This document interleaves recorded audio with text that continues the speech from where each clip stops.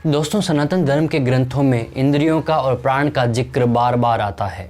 इंद्रियों के द्वारा ही हम इस प्रकृति को अनुभव करते हैं। इस प्रकृति और शरीर के बीच में पुल का कार्य या कहें कि मीडियम का कार्य ये इंद्रियां ही करती हैं।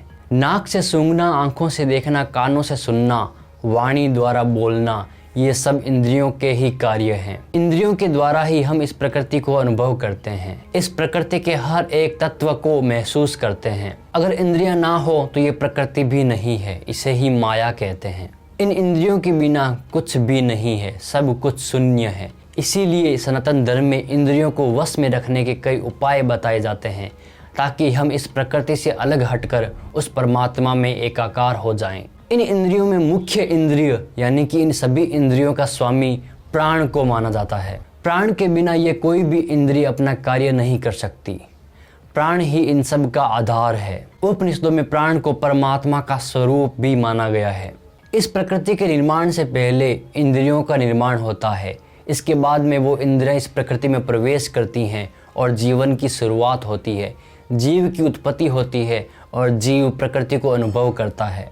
इस प्रकृति को अपने नियंत्रण में रखने के लिए हमें अपनी इंद्रियों को नियंत्रण में रखना होगा। जब ये सारी इंद्रियां हमारे नियंत्रण में आ जाएगी तो ये प्रकृति, ये यूनिवर्स हमारे नियंत्रण में आ जाएगा। उसे ही योगी कहते हैं। इन इंद्रियों को अपने वश में करके आत्मा को परमात्मा से एकाकार कर देना ही योग है। इन सभी इंद्रियों को अलग अलग देवताओं की उपमा दी गई है और प्राण को परमात्मा की उपमा दी गई है, और प्राण इन सभी देवताओं का या कहें कि इंद्रियों का आधार है। तो चलिए इस वीडियो में जानते हैं कि इंद्रियां और प्राण क्या हैं और ये कैसे उत्पन्न होती हैं। दोस्तों, अपने पिछले वीडियो में हम जान चुके हैं कि इंद्रियों की उत्पत्ति किस तरह से होती है, कौन कौन सी इंद्रियां हैं, इंद्रियों की संख्या कितनी है, कैसे इन इंद्रियों को देवताओं की उपमा दी गई है, कैसे ये इंद्रियां इस प्रकृति में प्रवेश करती हैं, इस यूनिवर्स में प्रवेश करती हैं और जीव को प्रकृति को अनुभव करने के लायक बनाती हैं। इस वीडियो में हम जानेंगे कि इस शरीर का आधार, इंद्रियों का स्वामी प्राण क्या है और कैसे उत्पन्न होता है, और प्राण को परमात्मा की उपमा क्यों दी जाती है। हेलो नमस्कार दोस्तों, स्वागत है आपका अभिज्ञान में। प्राण के बारे में जानने के लिए हमें उपनिषदों को खंगालना होगा। जिस तरह से मैंने अपने पिछले वीडियो में ब्रह्मसूत्र से, मुंडक उपनिषद से कई श्लोक लाकर उनकी व्याख्या करके हमने इंद्रियों को समझने का प्रयास किया था, उनकी उत्पत्ति को समझने का प्रयास किया था और बताया था कि कैसे उपनिषदों में साइंटिफिक वे में इस प्रकृति को, इस शरीर को, सब कुछ समझने का प्रयास किया जाता है। अब हम जानेंगे प्राण के बारे में। प्राण को समझने के लिए हमें प्रश्न उपनिषद और छांदोग्य उपनिषद में देखना होगा। मुंडक उपनिषद, प्रश्न उपनिषद और छांदोग्य उपनिषद में बताया जाता है कि जिसे प्राण नाम से कही जाने वाली इंद्रियों की अपेक्षा श्रेष्ठ सिद्ध किया गया है, जिसका प्राण, अपान, समान, व्यान और उदान इन 5 नामों से वर्णन किया जाता है, वह मुख्य प्राण भी इंद्रिय आदि की भांति उस परमेश्वर से ही उत्पन्न होता है। यहाँ पर प्राण की उत्पत्ति के बारे में बताया जा रहा है कि इंद्रियों की भांति प्राण भी उस परमात्मा से उत्पन्न होता है। जब हम प्राण की बात करते हैं तब एक प्रश्न खड़ा होता है कि क्या प्राण वायु तत्व है? अगर ये वायु तत्व नहीं है तो क्या ये एक स्वतंत्र पदार्थ है? क्या ये स्वतंत्र रूप से सोच समझ सकता है, क्रिया कर सकता है? प्राण कैसे सभी इंद्रियों से श्रेष्ठ है? इन सभी का उत्तर हमें छांदोग्य उपनिषद और ब्रह्मसूत्र में मिलता है। ब्रह्मसूत्र में लिखा था कि प्राण भी चक्षु आदि इंद्रियों की भांति जीवात्मा का उपकरण है, क्योंकि उन्हीं के साथ प्राण और इंद्रियों के संवाद में इसका वर्णन किया गया है। छांदोग्य उपनिषद में प्राण की श्रेष्ठता सिद्ध करने के लिए एक उपाख्यान आता है, यानी कि एक कहानी के माध्यम से एक सिंबॉलिक तरीके से प्राण की श्रेष्ठता यानी परमात्मा की श्रेष्ठता को बताया जा रहा है।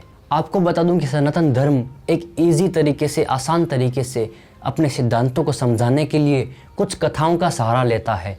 यहाँ भी ऐसी ही एक कथा छांदोग्य उपनिषद में आती है, क्योंकि कहानियों के माध्यम से, कथाओं के माध्यम से किसी भी सिद्धांत को आसानी से समझा जा सकता है। इंसान की इंटेलिजेंस के भी अलग अलग लेवल होते हैं। उस इंटेलिजेंस की लेवल के अनुसार ही यहाँ पर उपनिषद और हमारे पुराण भी इंसान को समझाते हैं। हाई इंटेलेक्चुअल्स को कथाओं के माध्यम से समझाने की आवश्यकता नहीं पड़ती, क्योंकि उन्हें सिद्धांत ऐसे ही समझ आ जाते हैं। लेकिन थोड़े से लो इंटेलेक्चुअल्स को कथाओं और कहानियों के माध्यम से सिद्धांतों के बारे में बताया जाता है। ये कथा इस प्रकार है कि एक समय सब इंद्रियां परस्पर विवाद करती हुई कहने लगी, मैं श्रेष्ठ हूँ, मैं श्रेष्ठ हूँ। अंत में वे अपना न्याय कराने के लिए प्रजापति के पास गई। वहाँ उन सब ने उनसे पूछा, भगवान हम में सर्वश्रेष्ठ कौन है? प्रजापति ने कहा, तुम में से जिसके निकलने से शरीर मुर्दा हो जाए वही श्रेष्ठ है। यह सुनकर वाणी शरीर से बाहर निकली, फिर चक्षु, उसके बाद कान। इस प्रकार एक एक इंद्रिय के निकलने पर भी शरीर का काम चलता रहा। अंत में जब मुख्य प्राण ने शरीर से बाहर निकलने की तैयारी की, तब प्राण शब्द वाच्य मन सहित सब इंद्रियों को अपने अपने स्थान से विचलित कर दिया। यह देख वे सारी इंद्रियां घबरा गई और मुख्य प्राण से कहने लगी कि तुम ही हम सब में श्रेष्ठ हो, तुम बाहर मत जाओ। ये कथा छांदोग्य उपनिषद में आती है।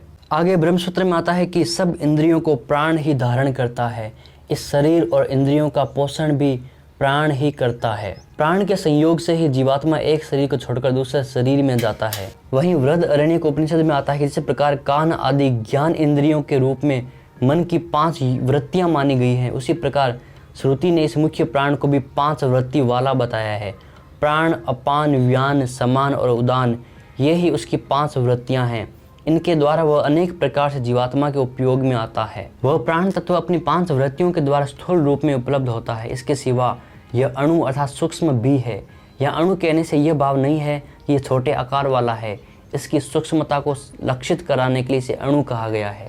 छांदोग्य में आता है कि उस जगतकर्ता परम देव ने विचार किया कि मैं बहुत हूँ, तब उसने तेज की रचना की, फिर तेज ने विचार किया इत्यादि। इस वर्णन में जो तेज आदि तत्वों में विचार करने वाला उसका अधिष्ठाता बताया गया है वह परमात्मा ही है। तैत्तिरीय उपनिषद में आता है कि इस जगत की रचना करके उसने उसमें जीवात्मा के साथ साथ प्रवेश किया।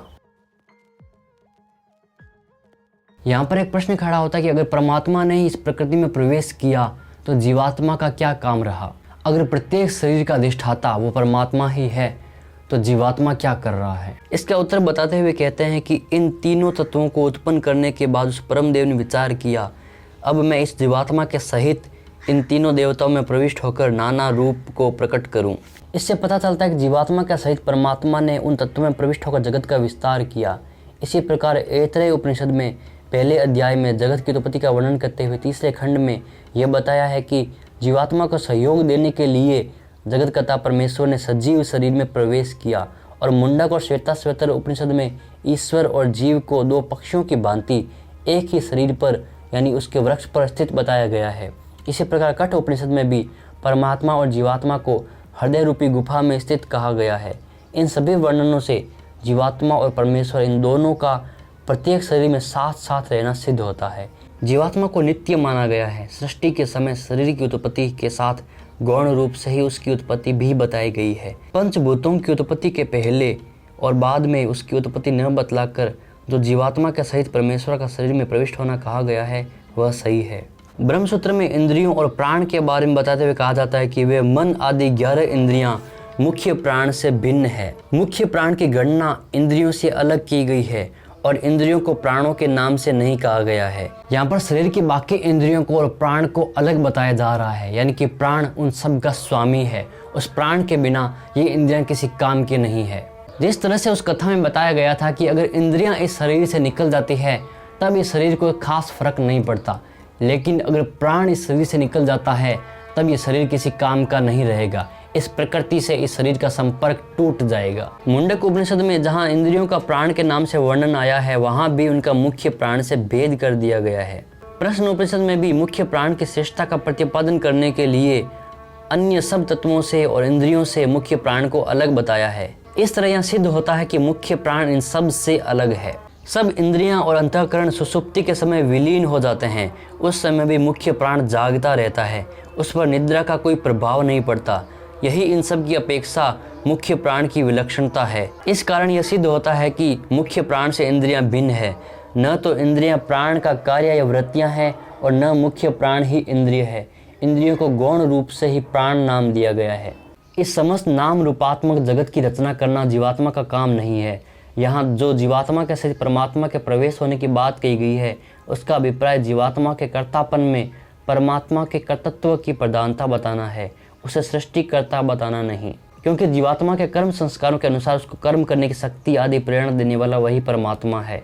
इसलिए यह सिद्ध होता है कि नाम रूप से व्यक्त की जाने वाली इस जड़ चेतनात्मक जगत की रचना रूप क्रिया उस परब्रह्म परमेश्वर की ही है।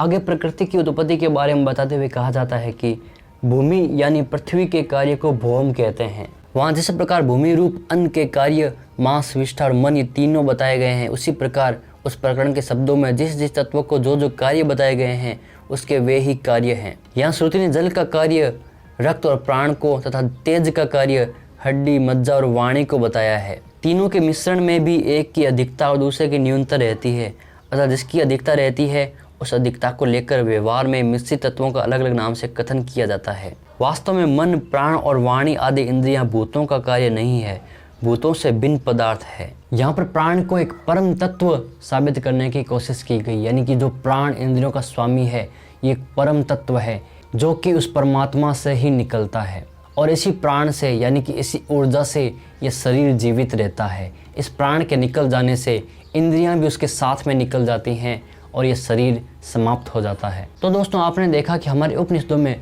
मूल प्रश्नों पर बात की जाती है, वहाँ पर कोरी कल्पनाओं के बारे में बात नहीं की जा रही है, मूल प्रश्नों को समझने का प्रयास किया जा रहा है। इस प्रकृति के बीच में होने वाली क्रियाओं को, इस शरीर को, प्राण को, कैसे हम प्रकृति को अनुभव करते हैं, इस प्रकृति को अनुभव करने के क्या माध्यम हैं, इंद्रियां क्या है, प्राण क्या है और ये शरीर आखिरकार मुर्दा क्यों हो जाता है, ऐसा क्या है इसके अंदर जो कि निकल जाता है और ये शरीर प्राणहीन हो जाता है, यानी कि मूव करना बंद कर देता है। ये जो चीज़ें हैं ये शुरू से इंसान के दिमाग में आती रही हैं और इन्हीं सब पर उपनिषदों में विचार किया जाता है। आप सोच कर देखिए, मूल प्रश्नों पर बात की जा रही है, जो कॉमन क्वेश्चंस जो इंसान के दिमाग में प्राचीन काल से चले आ रहे हैं उन पर बात की जा रही है, ना कि कोई कोरी कल्पना वाली बातों पर। सो फिलहाल इस वीडियो में इतना ही। उम्मीद करता हूँ आपको उपनिषदों से काफ़ी कुछ ज्ञान मिला होगा, काफ़ी नई बातें आपको पता चली होगी। सो मिलते हैं किसी और वीडियो में, तब तक के लिए जय हिंद, जय भारत, जय उपनिषद।